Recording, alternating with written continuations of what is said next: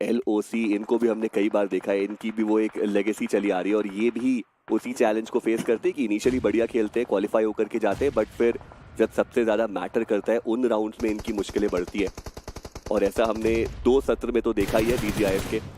अब देखना ये है कि तीसरा सत्र क्या कुछ और लेकर के आने वाला है। भाई रिमोटलेस वो कितनी आसानी से सर्कल के अंदर पहुंच गए, वो सर्कल के बाहर थे जब जोन श्रिंक हुआ था और उसके बाद उन्होंने देरी बिल्कुल भी की नहीं। वो व्हीकल्स उन्होंने बचा करके रखी थी, एक रिज का कवर भी उनके पास मौजूद है और ये एक बढ़िया स्ट्रैटेजी। अभी के लिए ग्रेनेड्स का इस्तेमाल करके एक ओपनिंग की तलाश है और ये काफी बढ़िया ग्रेनेड है, हाजर्ड के करीब आया लेकिन वो नॉक नहीं निकला।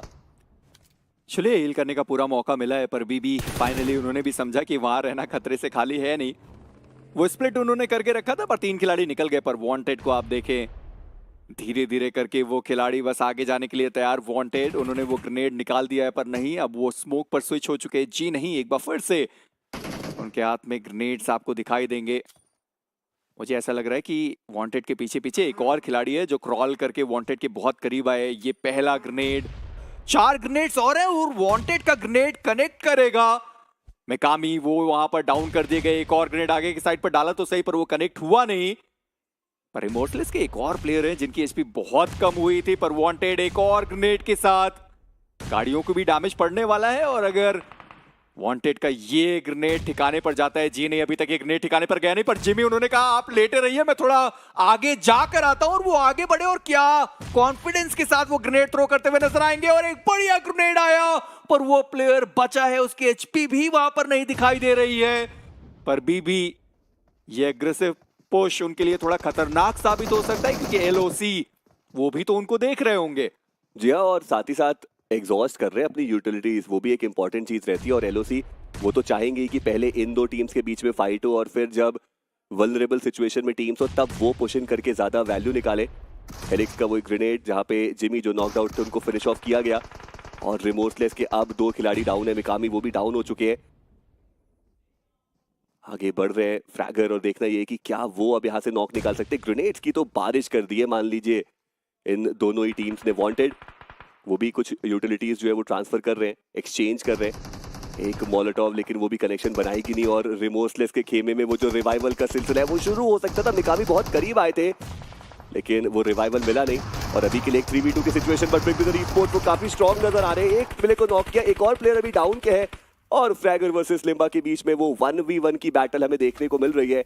और इन सब के बीच में बहुत ज्यादा खुश टीम LOC जो बस कह रहे हैं कि हाँ चलिए बढ़िया है, हमारे लिए थोड़ी आसानी रहेगी अब चिकन निकालने के लिए। और वो कुछ करना भी नहीं चाहते क्योंकि उन्हें भी पता है कि 3 ही प्लेयर्स के साथ हैं।